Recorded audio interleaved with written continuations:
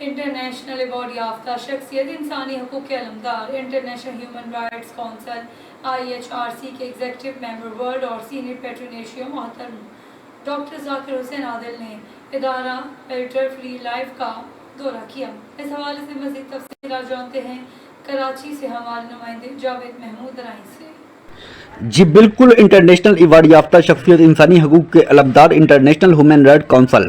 IHRC کے executive member world اور senior پیٹرونیشیا محترم ڈاکٹر ذاکر حسین عادل نے ایک تقریب میں کراچی کے 150 سے زائد معذور افراد کے لیے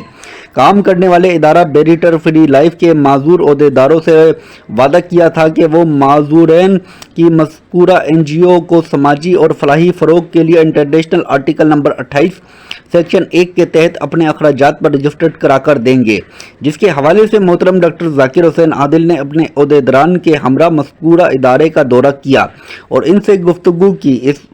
موقع پر بیریٹر فری لائف کے چیئرمین، جو خود بھی معذور ہیں، ان کا کہنا ہے کہ ہمارا ادارہ گزشتہ 4 سال سے کام کر رہا ہے لیکن یہ اب تک رجسٹرڈ نہیں ہو سکا۔ ہمارے ادارے میں VIP اور سماجی لوگ آئے اور وعدے بہت کر کے گئے لیکن ہمیں اب تک مایوسی کا سامنا ہے۔ آج ہمیں اس بات کی خوشی ہے اور اس پر فخر بھی ہے کہ محترم ڈاکٹر ذاکر حسین عادل اپنے عہدیداران سید عروج الحسن، اشرف علی اصفہانی، مجتبیٰ غوری، حاجی نعیم الدین، آصف اکرم، جاوید محمود رائی، سید قدیر شاہ، وحید منظر، ذوالفقار احمد، فہیم قریشی، حنا مشتاق، غلام عباس عابد، محمد فرید اللہ، گلاب صدیقی، عالیہ نقوی، طارق احمد، محمد مقصود، شفیع میو، انعام الدین اور دیگر کے ہمراہ خود ہمارے ادارے میں چل کر آئے،